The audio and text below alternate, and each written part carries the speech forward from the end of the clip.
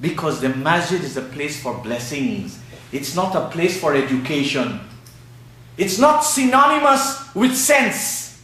It's not synonymous with intelligence. It's not synonymous with thinking. It's not synonymous with reasoning. It's not synonymous with growth. It's not synonymous with practicality. It's not synonymous with emancipation from one's current slavery. It's house of God. Although the divine grace is far from it. And we have them here in Canada. We build them so often. We call them house of God, and we actually pick money out of people's pocket because they feel they and their families are going to paradise because they contribute to a masjid. A large part of which is almost useless during the day.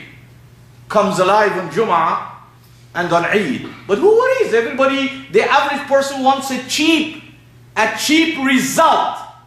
So we say in the corporate world, you get what you pay for. You get what you bargain for. So on another occasion, somebody very active in the Jama'at, and of course he's a young man, he's doing his CA, and I was happy to chat with him. So I said to him, like I say sometime to myself and you, when you talk to bankers and lawyers and people, what language do you speak? And of course they speak English there, and plus they speak their national languages. And he told me, so I asked him, why do you speak your regular local languages and you don't speak Arabic? He said, well, I don't know Arabic, and if I speak Arabic, they won't understand. So I asked him, I said, you pray 5 times? He says, yes. I said, do you understand what you pray? He says, no. I said, but you pray? He says, yes. So this is what I was digging into him. Which God tells you to prattle Arabic and to keep doing things night and day, and you don't see progress in your life. And that's the next dilemma I found with that community. And you can see the parallels here in Canada. We are not too far off. You are very lucky that there might be areas in this country where you can go and hear things that challenge your intellect.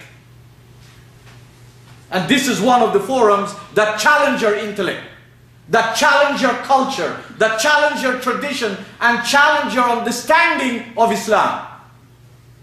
They don't have many people like that in their community. Their community is a die-hard, cultural-oriented Muslim community. There's no shortage of rituals.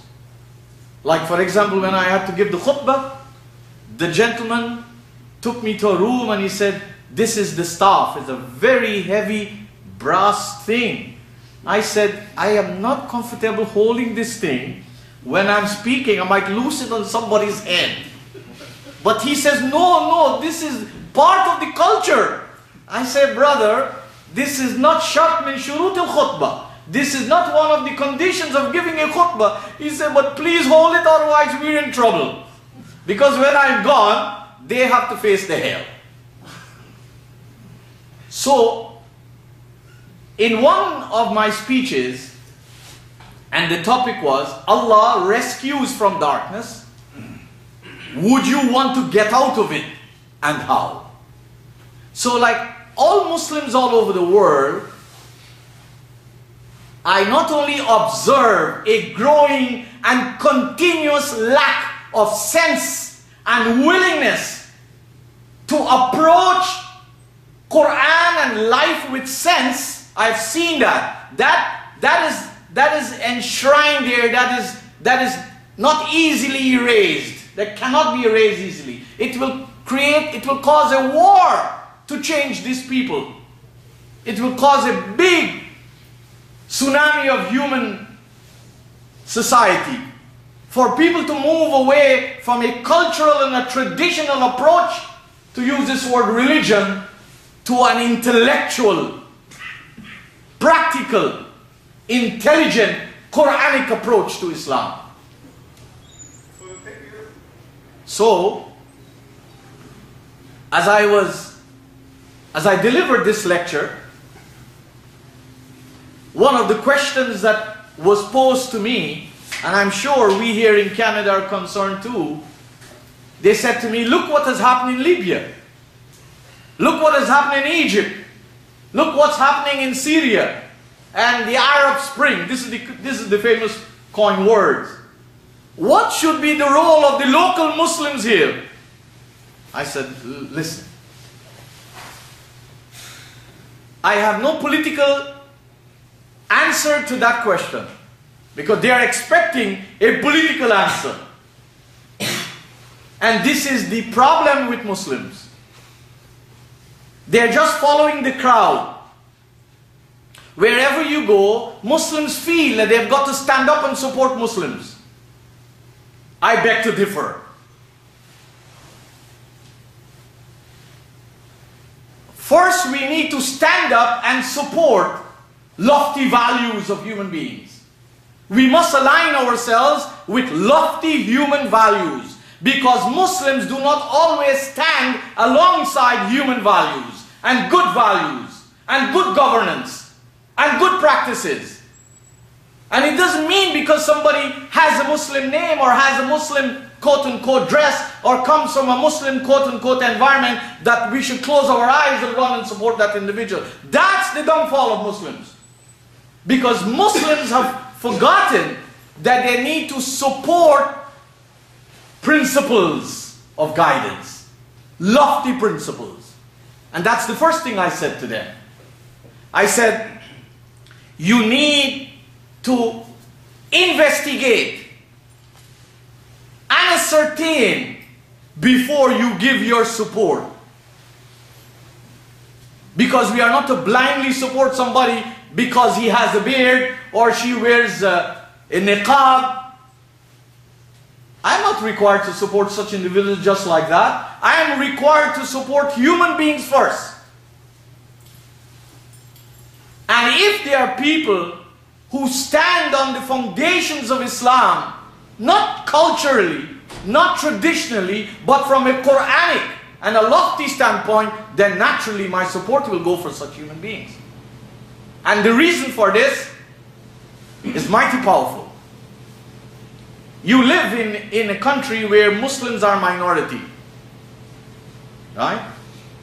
And Muslims in the West are in the minority.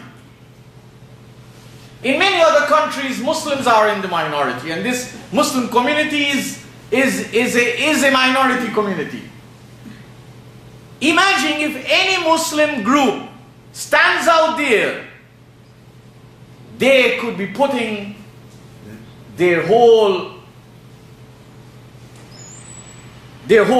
future at stake. It's not a very sensible decision. So what I said to them, I said, let the other communities and denominations of your country see you as not Muslims supporting Muslims, as they are part of a world which this is popular. We need to move away from this. We need to all support humanity first. Muslims need to be synonymous with high and lofty human values. We need not to be supporting Muslims because they have Arabic sounding names or Persian sounding names or wearing Asian dresses or Arab dresses. This doesn't make somebody a Muslim. A Muslim is somebody who's committed to lofty values. That's what we should be supporting. The second point I emphasize, Muslims should have an attitude of reaching for excellence.